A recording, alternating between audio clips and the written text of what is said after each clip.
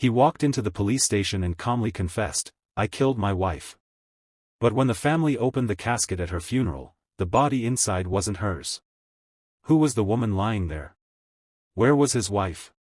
And why would a man admit to a murder he might not have committed?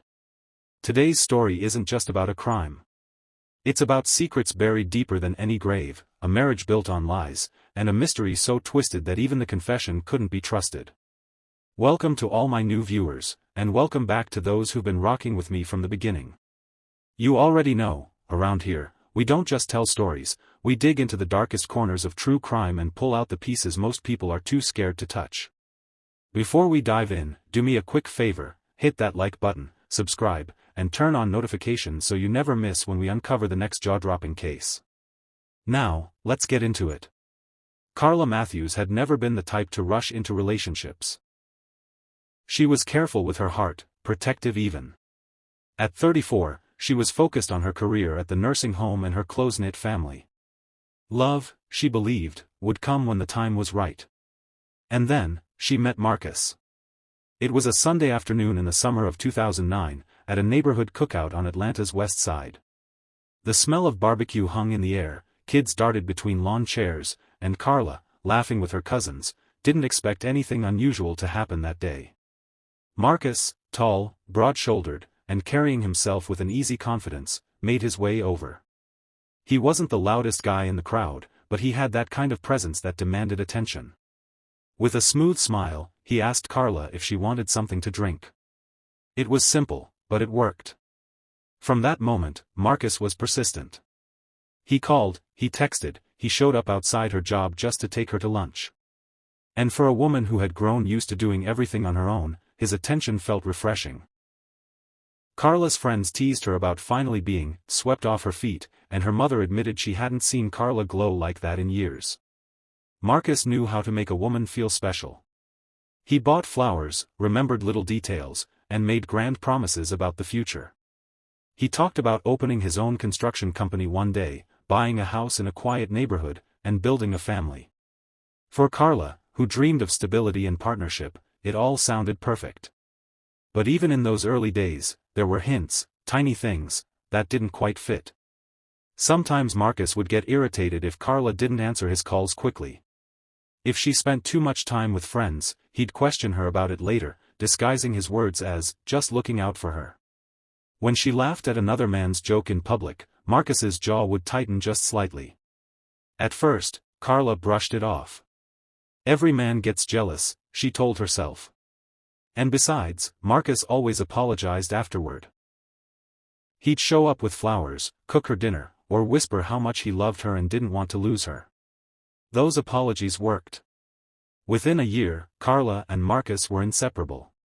She loved that he made her feel wanted, and she believed his protectiveness came from a place of love. So when he proposed to her in late 2010, getting down on one knee at a Christmas dinner with her family, she said yes without hesitation. They married the following summer in a small church surrounded by family and friends. Carla walked down the aisle glowing, convinced she had finally found her forever. But marriage has a way of stripping away illusions. The same man who once called her 10 times a day to check in now demanded to know her whereabouts every hour. The same man who once promised to provide stability was bouncing between jobs, struggling with money, and disappearing for nights at a time. Arguments became part of their daily life. Carla's sisters noticed how quiet she grew around family gatherings, no longer as vibrant or outspoken as before. Friends whispered that Marcus was becoming controlling, maybe even verbally abusive. One even claimed she saw Carla with a bruise on her arm, though Carla denied it when asked. Carla wasn't the type to air her personal struggles, but deep down, she knew things weren't the same. Still, she clung to the hope that marriage meant weathering storms together. She believed Marcus could change. And perhaps that belief would be her greatest mistake. By early 2016, nearly 6 years into their marriage, the cracks in Carla and Marcus's relationship were impossible to ignore. Marcus had never managed to get his construction business off the ground. The steady income he once promised Carla never came. Instead, her paycheck carried most of the bills. She didn't complain. Carla had always been the type to shoulder responsibility, but resentment grew like mold in the corners of their home. The arguments sharpened. Neighbors on their quiet Atlanta block said it was common to hear the couple yelling late into the night. Most dismissed it as just marital problems, until the fights grew so heated that one neighbor admitted she considered calling the police more than once. Carla herself had started dropping hints that all wasn't well. In conversations with her sisters, she admitted, "He doesn't trust me anymore." Another time, she sighed, "Sometimes I feel like I can't even breathe in this marriage." And yet, despite all of this, no one could have predicted what was about to happen. It was the evening of Saturday, March 12, 2016. Carla finished a grueling double shift at the nursing home. She was tired, her coworkers said she looked like she needed a week of rest, but she still made time to stop by her mother's house to drop off groceries. That was who Carla was. Even exhausted, she thought about others first. Her mother would later recall that Carla seemed unusually quiet that evening. Normally, she'd laugh and chatter, but this time, she lingered at the doorway, her smile not quite reaching her eyes. When she finally hugged her mother goodbye, she held on longer than usual, so long, in fact, that her mother pulled back and asked if she was all right. Carla only smiled and said, "I'm fine, Mama." That was the last time her mother saw her alive. Around 7:30 p.m., Carla pulled into the driveway of the Matthews' modest two-bedroom home. Several neighbors were outside enjoying the cool spring evening. They watched her grab her work bag and head inside. A few minutes later, the sound of raised voices carried out through the thin walls. This time, the argument was different. Louder. More aggressive. One neighbor later testified that the shouting was so intense, she turned down her television just to listen. She couldn't make out the words, only the fury in Marcus's voice, and Carla's, equally sharp. And then, silence. By the next morning, Carla was gone. When she failed to show up for her Sunday shift at the nursing home, her coworkers grew uneasy. Carla wasn't just dependable, she was known for being too dependable, the kind of person who came to work sick, tired, even injured. A no-call, no-show was beyond unusual, it was alarming. Her family noticed immediately too. Carla had a habit of calling her mother every evening, even if it was just for a quick check-in. She texted her sisters constantly, updating them on her day. But that Sunday? Nothing. Calls went straight to voicemail. Texts went unanswered. By Monday afternoon, Carla's mother couldn't shake the feeling in her gut. Something was wrong. She marched into the precinct and officially reported her daughter missing. Detectives moved quickly. The first stop, the Matthews home. Marcus answered the door with a flat expression, almost irritated by their presence. When asked about Carla, he casually claimed they had argued Saturday night. According to him, Carla had packed a bag and stormed out, saying she needed space. But detectives weren't convinced. Carla's car was still in the driveway. Her wallet, her ID, even her purse, everything she would have needed, was inside the house. It didn't feel like the house of a woman who had simply stepped out. Carla's shoes were lined neatly by the door, her work scrubs were still folded in the laundry basket, and on the dresser in the bedroom, her wedding ring sat in a small ceramic dish. The ring detail stopped investigators cold. Carla's sisters later confirmed she never took that ring off. Even in the worst of their arguments, she wore it. For it to be sitting there suggested something was terribly wrong. Then came the physical evidence. A lamp knocked over in the living room. A picture frame shattered in the hallway. And on the beige carpet, tiny droplets of blood that Marcus tried to pass off as an old cut. Detectives weren't buying it. They brought Marcus in for questioning that same week. At first, his answers were calm, almost rehearsed. Carla had packed a bag, left the house, and said she needed space. He insisted she'd be back. But when detectives pointed out that her car, wallet, and phone were still at the house, Marcus shifted uncomfortably. He suggested maybe she left with a friend. When detectives pressed for a name, he couldn't provide one. The cracks were showing. Meanwhile, Carla's family wasn't sitting idly by. They printed flyers, organized search parties, and begged for answers on social media. Her sisters gave tearful interviews to local reporters, describing Carla as a loving daughter, a loyal sister, and someone who would never abandon her family. The community began to rally behind them. Within days, the Matthews case was front-page news in Atlanta. And that pressure only tightened the noose around Marcus. On his second interview, detectives noticed his hands trembling. His voice cracked as he repeated the story. On his third, he contradicted himself, saying Carla left with a bag of clothes, then later saying she left with nothing. By the fifth day of Carla's disappearance, detectives decided to corner him with the evidence. They laid out everything: the blood on the carpet, the broken furniture, the neighbors who heard the screaming fight. And then, the most damning detail, they told Marcus that forensic testing showed the blood in the hallway was Carla's. That's when his shoulders slumped. His voice dropped to a whisper. And he said the words detectives had been waiting for. "I killed her." The confession poured out in fragments. Marcus claimed the fight spiraled out of control. Carla allegedly lunged at him, and in his rage, he struck her. When she collapsed, he panicked. He said he wrapped her in a blanket, loaded her into his truck, and drove her out past the county line to a wooded area. There, he dumped her body in a shallow ditch and drove away. Detectives raced to the location Marcus described. Search teams combed the woods for hours before finally stumbling upon a body. It was badly decomposed, but it seemed to align with Marcus's account. The coroner was called, and the remains were prepared for identification and funeral arrangements. For Carla's family, it was devastating, but at least gave them closure, or so they thought. Because when they gathered at the funeral home to view the body, the nightmare deepened. Her mother took one look inside the casket and screamed. The woman lying there wasn't Carla. The hair texture was different. The height was off. Even the facial structure, despite decomposition, didn't match. The family's grief turned to outrage. They demanded answers. Funeral staff called the police back immediately.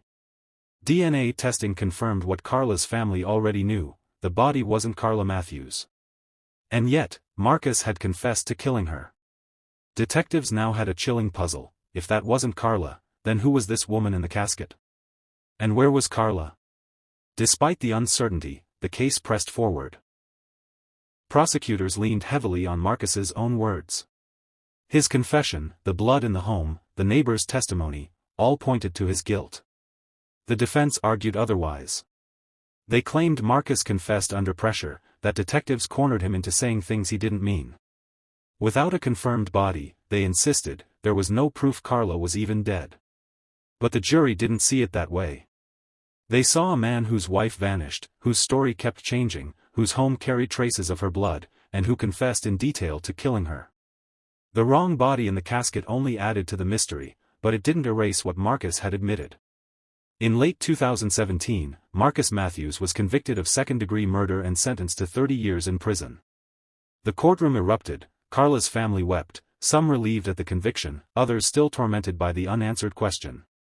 If Marcus killed her, then where was Carla's body? The Matthews family had dreaded this day, but at least they believed it would give them closure. The funeral home in southwest Atlanta was filled with the heavy silence of grief. Floral arrangements lined the room, and family members clung to one another as they prepared to say goodbye. Carla's sisters whispered prayers under their breath.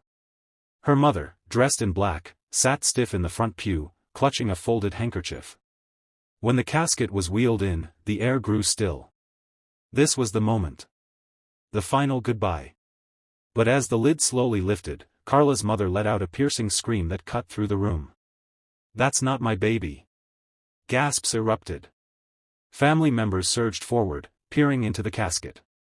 Panic spread like fire. The woman lying inside bore only a faint resemblance to Carla. The hair texture was wrong. The jawline, though partially decomposed, didn't match.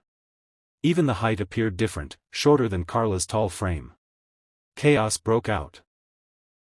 Relatives cried, some shouted at the funeral director, others collapsed in shock. Carla's sisters grabbed each other, screaming, "Where is she? Where's Carla?" The funeral staff scrambled to calm the room, but the family's pain was uncontrollable. Within minutes, someone had called 911. Detectives who thought the case was closed were suddenly back in the center of a nightmare. The coroner was summoned again, and the body was rushed back for testing. Within days, DNA results confirmed what Carla's family already knew: the body was not Carla Matthews. The news spread like wildfire.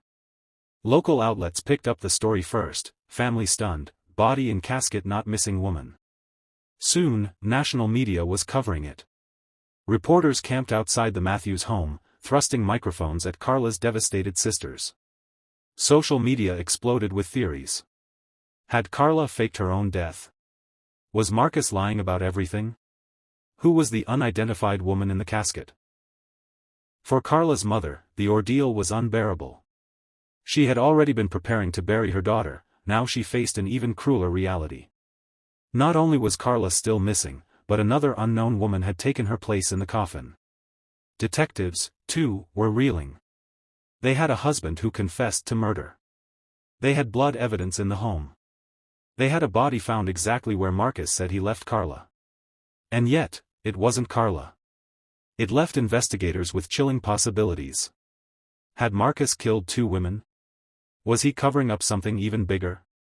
Or was his confession nothing more than a web of lies meant to hide a truth even darker? Whatever the answer, the Matthews family was left with no closure, just more questions, and a casket that symbolized the cruelest kind of mistake.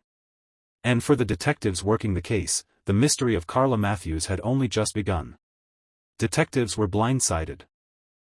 They had built their entire case on Marcus's confession, supported by the discovery of a body where he said he dumped Carla. But now that body, paraded in front of a grieving family and prepared for burial, had been proven not to be Carla at all. The investigation was forced wide open again.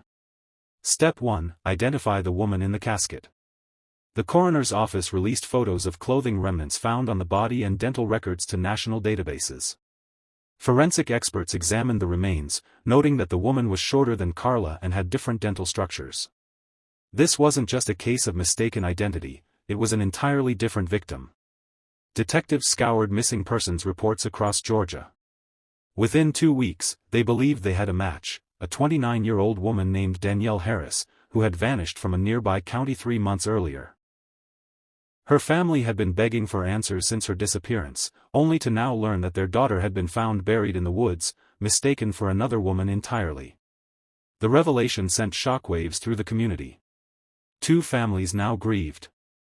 And the question hanging over everyone's head was clear. Did Marcus kill both women? Investigators hauled Marcus back into interrogation. This time, they came armed with the new DNA evidence and Danielle Harris's missing persons report. Marcus shook his head furiously. He insisted he had never met Danielle. He stuck to his original story: he killed Carla, dumped her body, and that was it. But detectives pressed harder.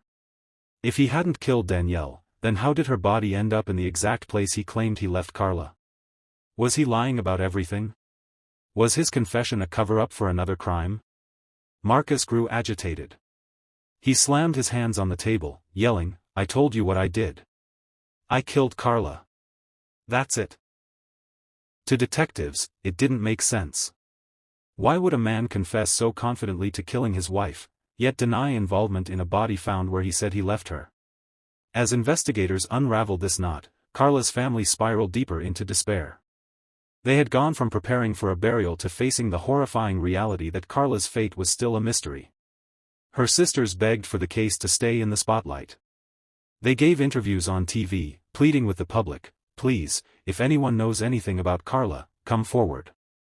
Candlelight vigils were held. Flyers went back up. For a brief moment, the city seemed united in the hunt for Carla Matthews. But with Marcus behind bars awaiting trial, the search grew complicated. Prosecutors argued they had enough to convict him based on the blood evidence and his confession, regardless of the missing body. But behind the scenes, detectives whispered, what if Marcus wasn't lying? What if Carla really was still out there? The discovery of Danielle Harris's body had cracked the case wide open. It wasn't just about Carla anymore, it was about whether Marcus was a murderer of one, of two, or if there was something even darker at play. And as the trial date approached, the pressure mounted. Carla's family wanted justice. Danielle's family wanted answers. And Marcus, sitting in a jail cell, kept repeating the same haunting words. I killed my wife. I killed Carla. Yet without her body, the truth was still buried in shadows. By the summer of 2017, the case of Marcus Matthews had become one of the most followed true crime stories in Georgia. The media called it the case of the missing wife and the wrong body. Every headline seemed to drip with mystery: a husband who confessed, a missing woman, a second unidentified victim, and a community desperate for truth. When jury selection began, the courthouse was swarmed with reporters. Satellite news vans lined the street.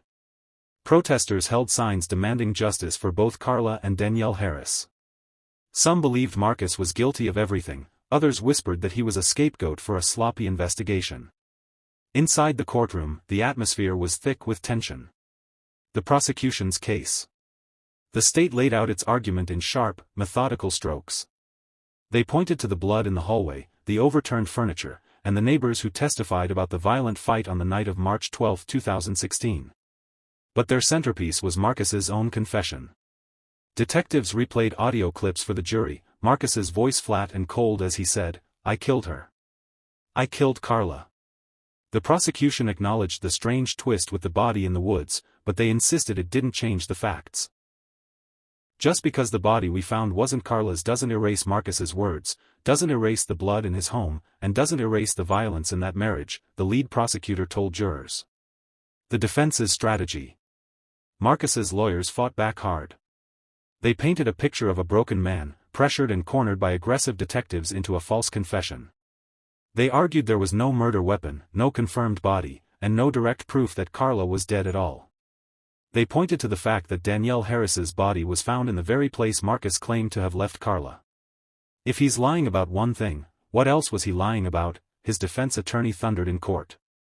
They even floated a shocking possibility, that Carla might still be alive, hiding from her abusive marriage.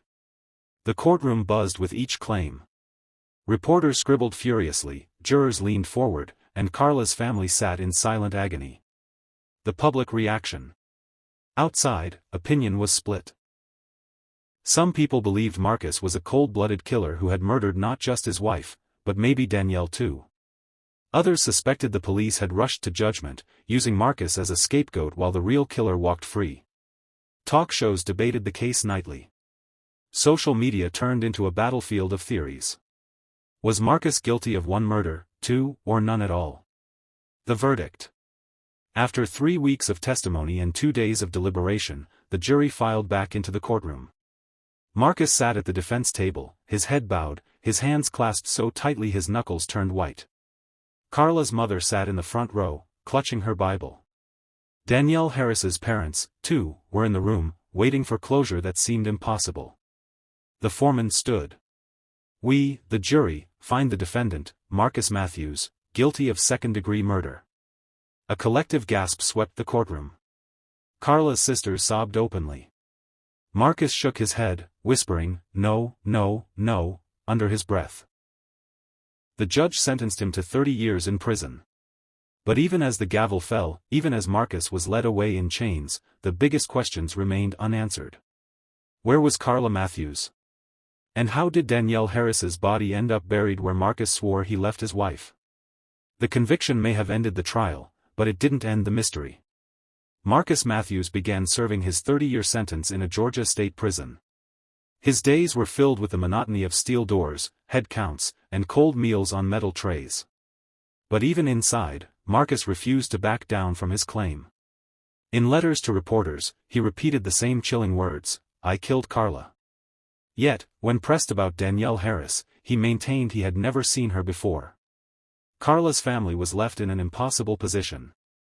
They had a guilty verdict, but no body, no grave, and no clear answers. Every holiday was marked by absence. Her mother kept Carla's bedroom untouched, as if her daughter might one day walk through the door. Her sisters continued to organize vigils, refusing to let Carla's memory fade. For Danielle Harris's family, the pain was no less raw. They finally had confirmation of their daughter's fate, but not the justice they longed for. Danielle's mother once said in an interview, "It feels like she was a puzzle piece forced into someone else's story. My baby deserved her own truth." The case continued to haunt the community. True crime enthusiasts dissected every detail, and online forums buzzed with theories. Some believed Marcus had killed both women, his confession to Carla's murder a way to mask a broader pattern of violence. Others argued Marcus had killed Carla, but Danielle's murder was unrelated, a terrifying coincidence that pointed to another predator still out there. And then there were those who clung to hope. The people who believed Carla might still be alive, hiding from her marriage, waiting for the world to stop searching. But the official record remained unchanged: Marcus Matthews, convicted murderer, serving 30 years. One woman buried, another still missing. The story of Carla Matthews became more than just a case file. It became a cautionary tale about control, about silence, about the cracks that can split open behind closed doors. And as the years passed, one question still echoed louder than all the others. If Marcus truly killed Carla, then where is she? And if he didn't, then who did? So today, the mystery of Carla Matthews remains unsolved. Her family still waits, Danielle's family still grieves, and Marcus Matthews still sits behind bars, claiming he killed a wife whose body has never been found. And maybe that's the most haunting part of this case. Sometimes the truth is buried not in evidence or confessions, but in the silence of the people who can no longer speak for themselves. And that's where the case of Carla Matthews still stands, her husband behind bars, one family grieving, another still searching, and the truth buried in silence. What do you think really happened to Carla? Was Marcus telling the truth, or is there still more to this mystery? I want to hear your theories in the comments below. If you found this case as chilling as I did, make sure to hit that like button, subscribe, and turn on your notifications so you never miss the next deep dive into the darkest corners of true crime. Until next time, stay safe, and stay curious.